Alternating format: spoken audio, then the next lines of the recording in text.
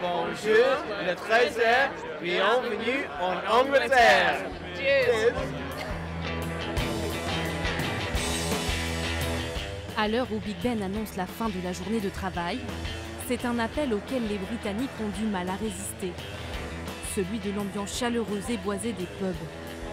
Entre amis, entre collègues, parfois encore en tenue de travail, les Britanniques n'hésitent pas à jouer des coudes pour se frayer un chemin, jusqu'à déborder sur les trottoirs, debout, pinte de bière à la main. Une tradition. On y va ? Que ce groupe de collègues français et britanniques respecte une fois par semaine, avec tous ses usages. La même pour toi ? Oui, s'il te plaît. Je pense qu'on s'est tous retrouvés la première fois à attendre à table que quelqu'un vienne et personne n'est venu. Et une fois qu'on a compris qu'il fallait commander au comptoir, c'est adaptation aux coutumes locales. Ces deux chefs de bord de train ont découvert cette coutume très britannique à leur arrivée en Angleterre il y a 7 ans. Et plus question désormais de se passer de ce petit verre entre collègues. Cheers. Donc c'est un peu plus décontracté, c'est un peu plus à la cool, je pense, que les autres, les restaurants et les bars. Tradition adoptée par les Français donc, une fierté pour les Britanniques de la tablée qui les ont initiés. C'est bon, maintenant tous mes amis français sont presque britanniques. Le pub, c'est tout simplement une partie de nous.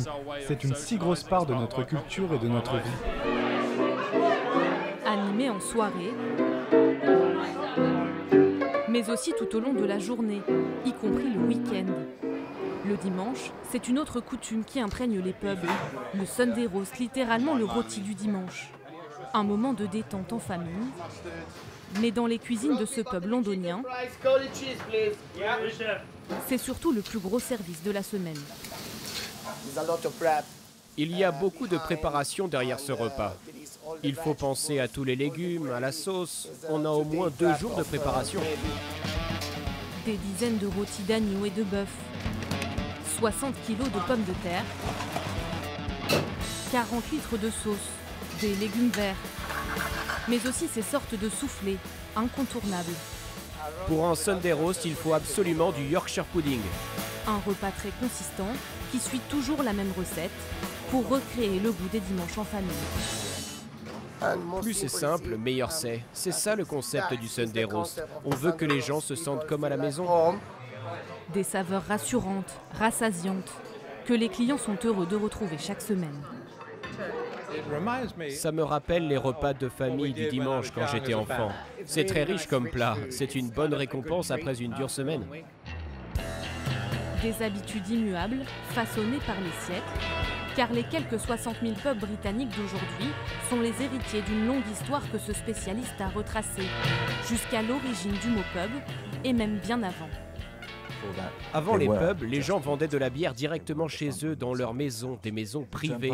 Et puis le mot pub, qui vient de public house, maison publique, a été inventé vers 1800, quand on a commencé à construire des bâtiments pour vendre de la bière, plutôt que d'utiliser la maison de quelqu'un.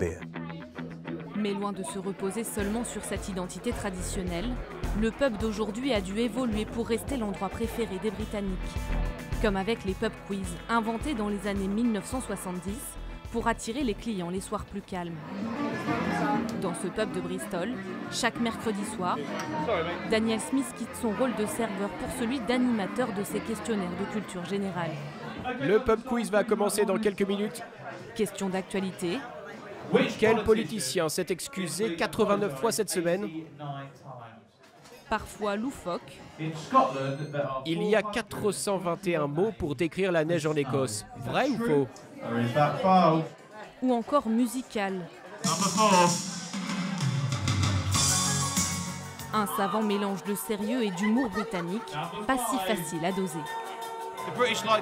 Les Britanniques aiment se sentir intelligents, c'est pour ça qu'ils aiment les pub quiz. Mais si les questions sont trop simples, ils vont grogner. Et si c'est trop compliqué, ils grognent aussi. Et pour les participants, plus qu'un jeu, c'est un véritable challenge codifié qu'ils prennent très au sérieux. Interdiction de chercher sur Internet, pas de triche. Obligation de remplir, même si on n'a pas la réponse. Par contre, si on entend discrètement ce que répond la table d'à côté, je pense que c'est d'accord de copier un peu. Au moment des résultats, rire pour les gagnants et frustration parfois pour les déçus. Mais tous restent bons joueurs. Signe que même après des centaines d'années d'existence, le pub sait toujours rapprocher les gens, comme une institution qui rythme la vie des Britanniques.